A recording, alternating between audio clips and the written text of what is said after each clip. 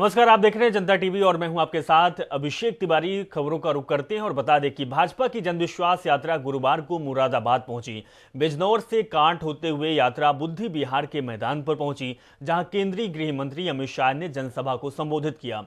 उन्होंने कहा कि मुरादाबाद में हम घाटे में थे, 15 साल तक बुआ बबुआ का राज रहा, पीतल नगरी अपनी पहचान खो चुकी थी। हमने एक जनपद एक उत्पाद से जोड़कर पीतल नगरी को उसकी पहचान दिलाई। मैं 4 दिन से यूपी में जा रहा हूं, ये 9वीं जनसभा है। हर जगह लोग दिखाई देते हैं तो लगता है कि हम फिर से इस मैदान पर आ रहे हैं। 300 से कम सीट नहीं होनी चाहिए।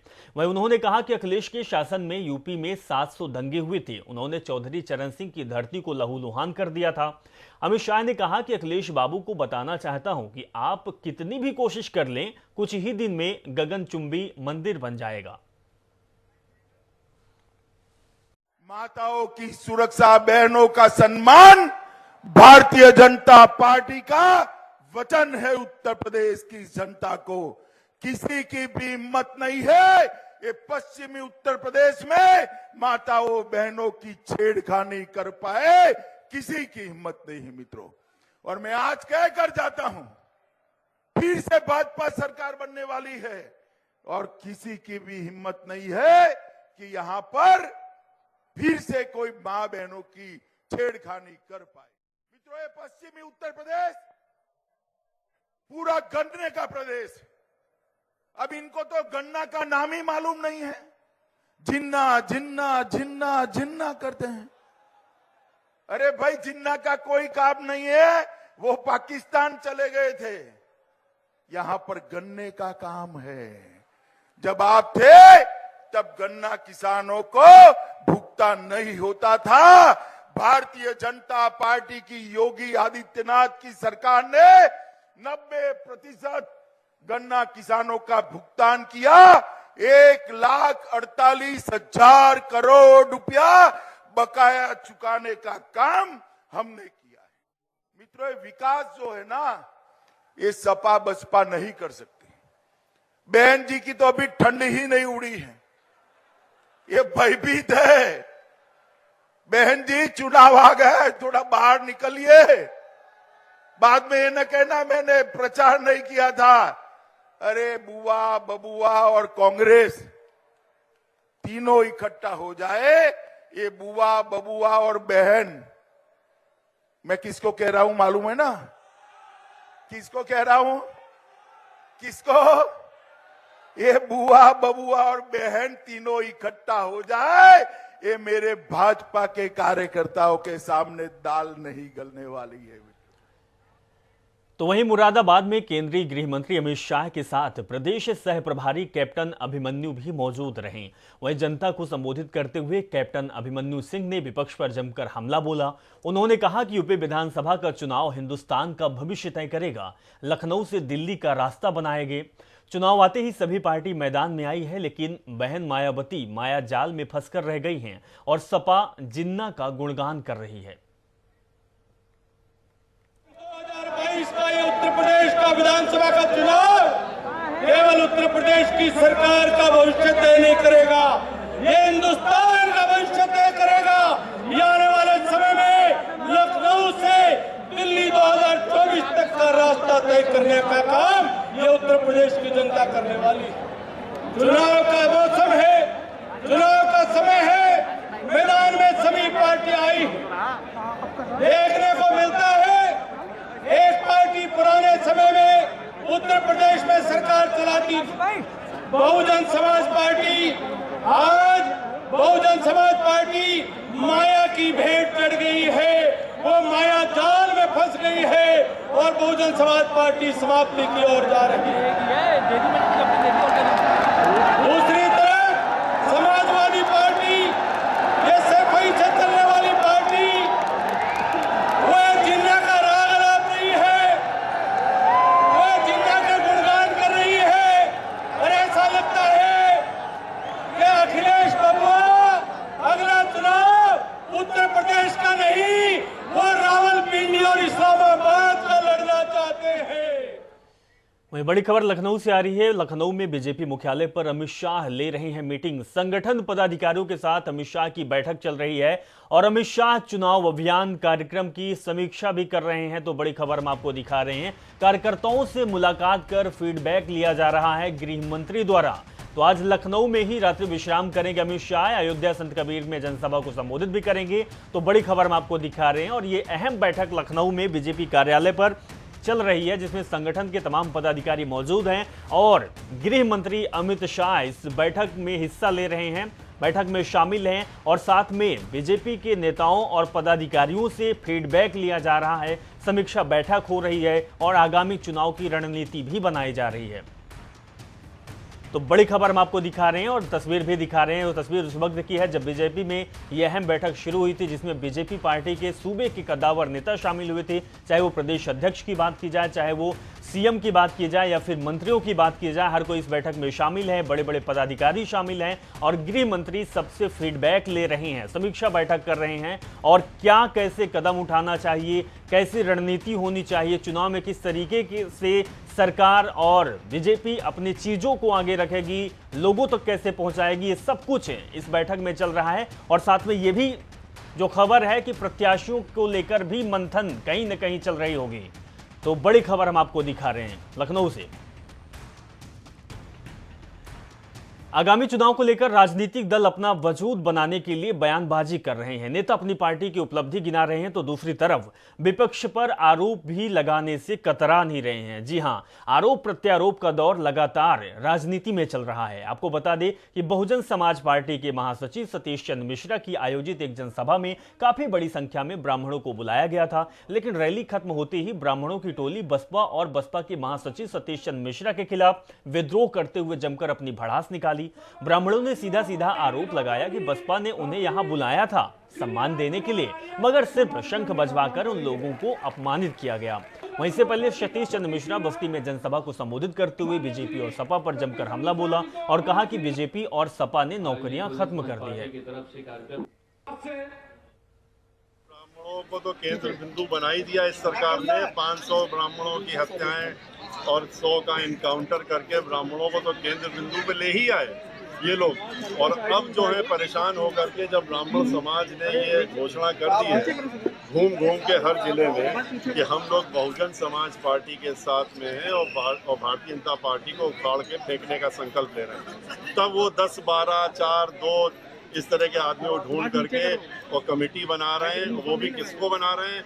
जिनके साथ में इन्होंने उनको बेइज्जत करके पहले मंत्री पद से निकाला, आपके इसी क्षेत्र के हैं, उनको पहले निकाल दिया, नोएडा से निकाल दिया, अब उनको उस कमेटी में बैठा रहे हैं। तो इनकी क्या सोच है तो आपको मालूम हो गया ब्राह्मणों के बारे में।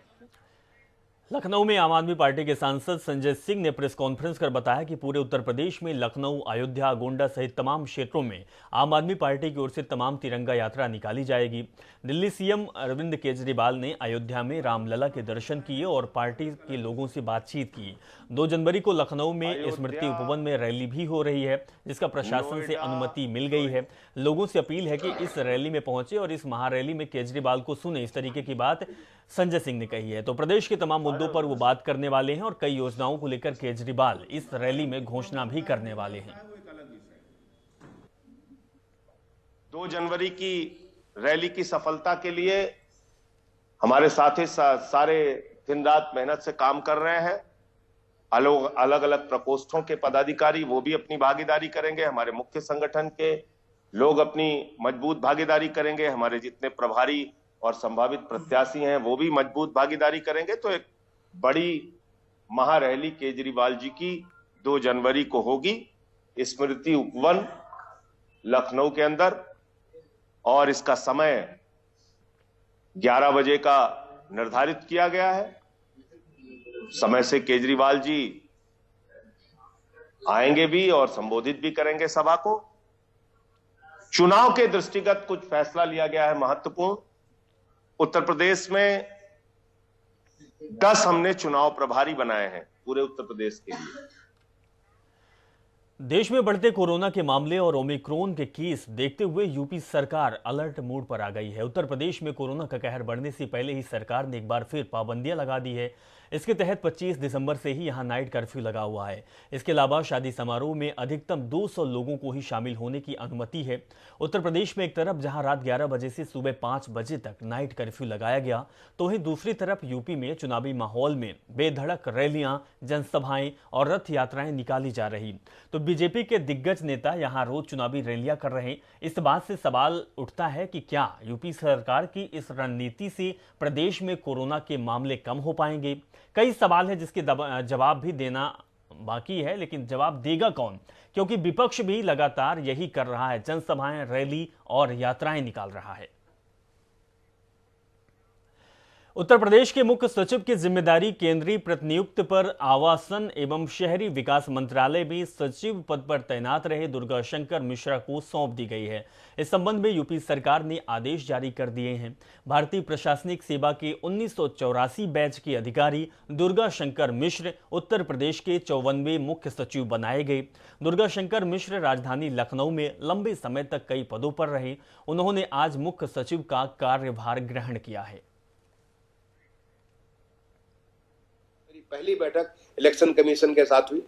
इलेक्शन कमीशन ने इसके बारे में चिंता व्यक्त की और मैंने उन्हें पूरी तरह से आश्वस्त किया है कि अपने अधिकारियों के साथ बैठ करके पूरी एक स्ट्रेटजी के साथ हम लोग कोशिश करेंगे कि सारे के सारे लोगों को वैक्सीनेट करें। तो मैं सबसे रिक्वेस्ट करूंगा कि जो हमारे कोविड प्रोटोकॉल है, अभी आज की डेट में यहाँ पे रात्रि का कर्फ्यू है, रात्रि का कर्फ्यू लगा तो उसका पूरा पालन होना चाहिए। जो कोविड प्रोटोकॉल है, चाहे आपको मास्क लगाने के बारे में हो, एक सोशल डिस्टेंसिंग मेंटेन करने के बारे में हो, आपको हैंड सैनिटाइज करने के बारे में हो, ये सारे के सारा पूरा का पूरा पालन होना चाहिए। और जहां नहीं पालन होगा हम लोग कोशिश करेंगे अपने जो हमारा तंत्र है उस तंत्र के माध्यम से उसको पूरा पूरा पालन कराएं। अंबेडकर नगर के मालीपुर में भाजपा नेता ने मालीपुर थाने के सामने धरने पर बैठकर अपनी ही सरकार के अधिकारी पर तानाशाही पूर्ण रवैये का आरोप लगाते हुए धरना दिया। इसके बाद सियासी हलकों में यह चर्चा का विषय बना हुआ है। थाना अध्यक्ष मालीपुर पर तानाशाही पूर्ण रवैये का आरोप लगाते हुए भाजपा मंडल अध्यक्ष की ओर से सुनवाई न होने पर समर्थकों समेत सामूहिक इस्तीफे की बात कही गई है। हरिदर्शन राजभर ने बताया कि पार्टी के शक्ति केंद्र संयोजक शुभम गौड़ के साथ विपक्षियों की तरफ से प्रधानमंत्री और मुख्यमंत्री को अपशब्द कहते हुए मारपीट की गई थी। इस मामले में थाने में तहरीर देने के बावजूद अभी तक कोई कार्रवाई नहीं हुई है। दिल्ली एनसीआर में कोरोना के नए वेरिएंट ओमिक्रॉन के बढ़ते मामलों के बीच नोएडा, ग्रेटर नोएडा, हापुड़ और गाजियाबाद में 8वीं तक के स्कूल 15 दिन के लिए बंद किए जाने की घोषणा कर दी गई है। इस ऐलान के बाद 31 दिसंबर से अगले साल यानी कि 14 जनवरी तक 8वीं तक के स्कूल बंद रहेंगे। मिली जानकारी के मुताबिक बढ़ती शीतलहर और कड़ाके की ठंड के चलते उत्तर प्रदेश ने यह फैसला लिया है। वहीं उत्तर प्रदेश माध्यमिक शिक्षा परिषद ने इस बाबत विस्तार से एक गाइडलाइन भी जारी कर दी है, जिसके तहत स्कूलों को विकल्प के तौर पर ऑनलाइन पढ़ाई की व्यवस्था करानी होगी। अगर स्कूल में किसी को भी जुकाम, बुखार के लक्षण दिखते हैं तो उसे तुरंत घर पहुंचाने की व्यवस्था स्कूल की तरफ से होगी।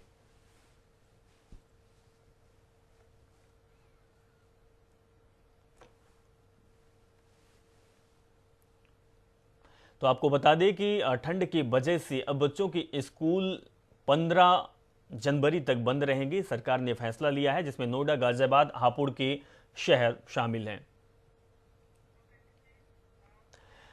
वहीं प्रधानमंत्री नरेंद्र मोदी ने आज उत्तराखंड के हल्द्वानी में 17,500 करोड़ रुपए की 30 परियोजनाओं का उद्घाटन किया और शिलान्यास भी किया। पीएम मोदी ने कहा कि जिन प्रोजेक्ट्स का उद्घाटन हुआ है उसमें हल्द्वानी के लोगों को बेहतर कनेक्टिविटी मिलेगी। पीएम मोदी ने कहा कि हल्द्वानी शहर के ओवरऑल इंफ्रास्ट्रक्चर के विकास के लिए हम लगभग 2,000 करोड़ रुपए की योजना लेकर आए हैं। अब हल्द्वानी में पानी, सीवरेज, सड़क, पार्किंग, स्ट्रीट लाइट सभी जगह पर अभूतपूर्व सुधार होगा। पीएम मोदी ने कहा कि आज कुमायूं आने का सौभाग्य मिला तो कई पुरानी यादें ताजा हो गई और ये इतनी आत्मीयता से अपने उत्तराखंडी जो टोपी मुझे पहनाई है वो मुझे पहनकर मुझे गर्व का अनुभव हो रहा है। पीएम मोदी ने भी कहा कि उत्तराखंड का दशक है और मैं जानता हूं कि उत्तराखंड की शक्ति क्या है। तो हम आपको ग्राफिक्स के जरिए दिखा भी रहे थे कि कौन कौन सी आज बड़ी बातें रही हैं जो योजना की सौगात प्रधानमंत्री मोदी ने दी है।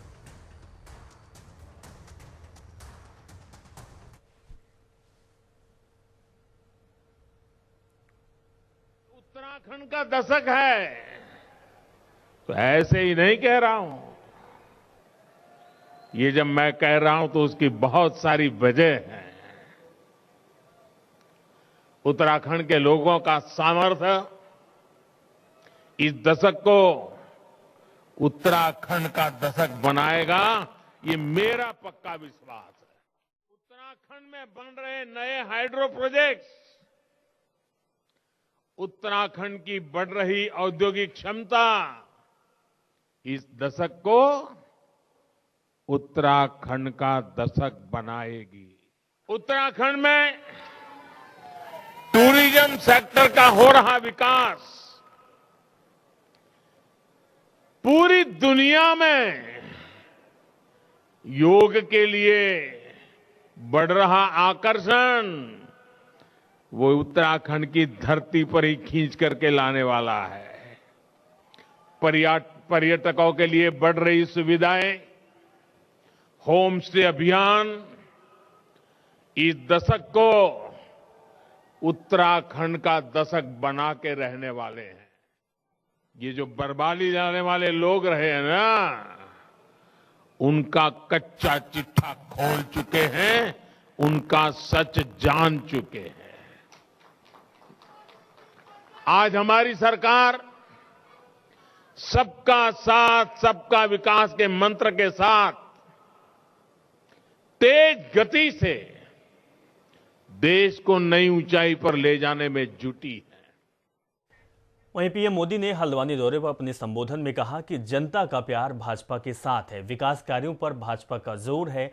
कहा कि कुछ पार्टियों ने अफवाह फैलाने का काम शुरू किया। उत्तराखंड विरोधी टनकपुर बागेश्वर रेल लाइन को लेकर अफवाह फैलाई गई।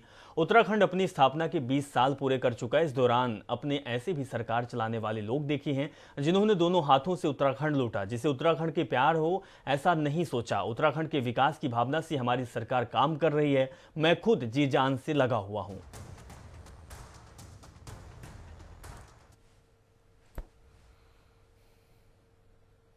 सुख सुविधा से वंचित रखने की सोच रखने वालों के उनके कारण ही मानस खंड, जो मान सरोवर का प्रवेश द्वार था, सड़कों से वंचित रहा।